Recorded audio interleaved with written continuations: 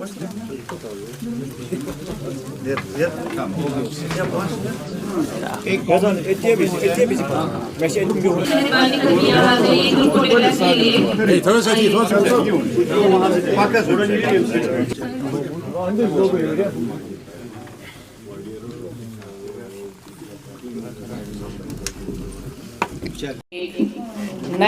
मेहमान जो शामिल हुए हैं, जो हमारी बहन और इनके साथ बाकी कांग्रेस से जो लोग आए हुए हैं, उन सबों को हम आज अपने इस परिवार में खुशामदीद कहते हैं।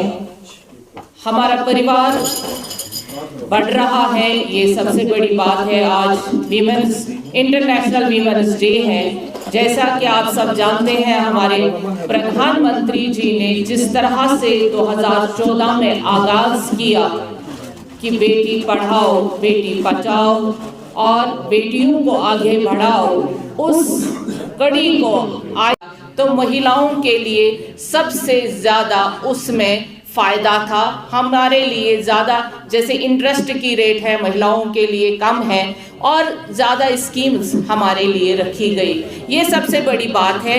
इससे ज़्यादा मुझे नहीं लगता है किसी भी डेवलप्ड कंट्री में, जो हम पहले देखते थे कि वेस्टर्न कंट्रीज़ में महिलाओं को सबसे आगे रखा जाता है, उनको ज़्यादा हुकूक है। लेकिन आज हमारे प्रधानमंत्री जी के नीतियों से और उनके विजन से हमारी भाजपा सरकार ने महिलाओं को नंबर 1 पे ला खड़ा किया है।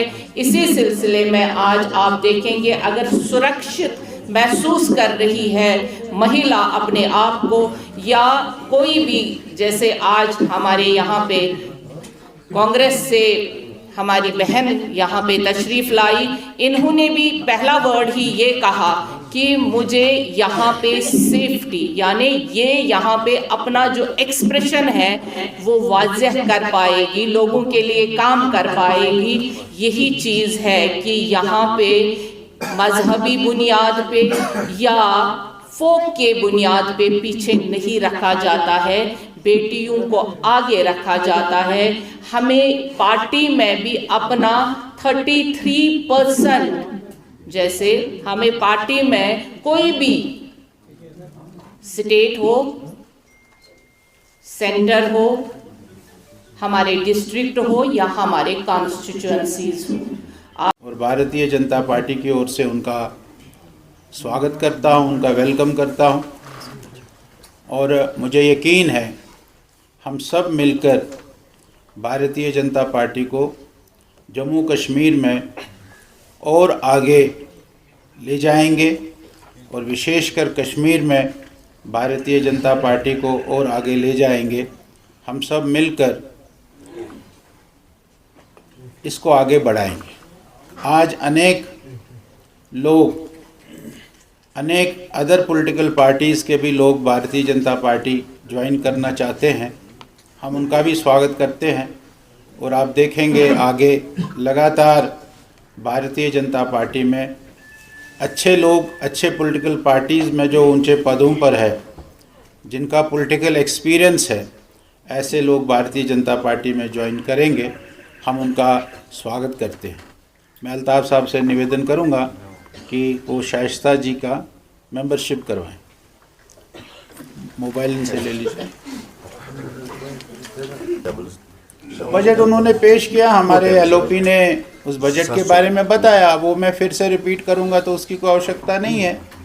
बजट में जो उन्होंने मैनिफेस्टो में घोषणाएं की थी, वो घोषणाएं कहीं है ही नहीं है।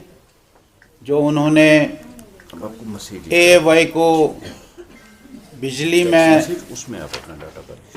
दे दिया और 10 किलो राशन उन्हीं को दे दिया, ऐसा तो उनका मैनिफेस्टो नहीं था। बाकी सारे में वो साइलेंट है। इसलिए मुझे लगता है कि कल हमारे एलओपी ने, सुनील शर्मा जी ने बड़े विस्तार से उस विषय पर अपनी बात रखी है, उसको रिपीट करने की आवश्यकता नहीं है। पार्टी का एक दृष्टिकोण, पार्टी का एक लाए अमल, वो कल हमारे सुनील शर्मा जी ने मीडिया के सामने रखा है, आपको भी उसकी मिली है। लेकिन मैं आपसे ये ज़रूर कहूँगा कि ये बजट जो हम एक्सपेक्ट करते थे कि जो उन्होंने मैनिफेस्टो में बातें की थी, हम 12 सिलेंडर देंगे, ऐसा कुछ नहीं है। और 1 रुपया और 2 रुपया पेट्रोल में, डीजल में बढ़ा देंगे, और एविएशन फ्यूल में भी 5% बढ़ा देंगे। तो ये और महंगा करने वाली बात है। सस्ता करने वाली बात तो दूर रही, और महंगा करने वाली बात है। ऐसा मुझे लगता है कि उनके बजट में कोई ख़ास चीज़ नहीं है। कुछ स्कीम्स जो उन्होंने बताई है वो तो केंद्र की स्कीम्स है। उन केंद्र के स्कीम्स को उन्होंने बताया कि हम करेंगे, लेकिन वो सब स्कीम्स केंद्र की है।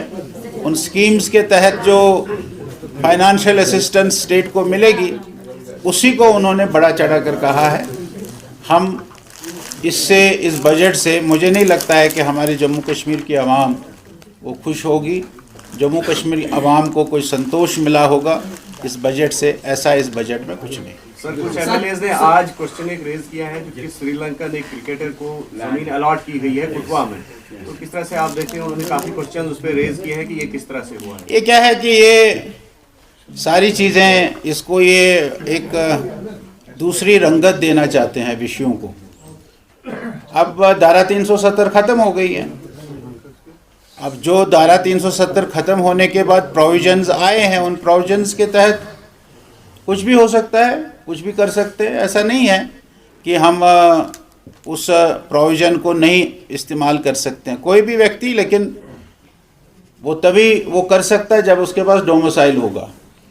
आपने जो अभी बताया क्वेश्चन, मुझे इस क्वेश्चन की जानकारी नहीं है, मैं थोड़ा स्टडी करके आपको बताऊंगा। लेकिन आवश्यक है कि हमारी यहाँ का एम्प्लॉयमेंट, यहाँ का जो हमारा फिजिकल डेफिसिट है उसको बढ़ाने के लिए इंडस्ट्रीज़ को आना ही है। तो इंडस्ट्रीज़ जब आएंगे तो कुदरती बाहर के लोग इंडस्ट्री के नाते यहाँ आएंगे।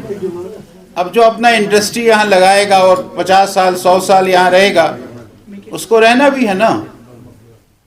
वो इंडस्ट्री कोई दिल्ली से या मुंबई से या चेन्नई से थोड़ी चलाएगा, उसको यहाँ रहना भी है। उसको रहने के लिए तो आपको एलो करना पड़ेगा, हमको एलो करना पड़ेगा।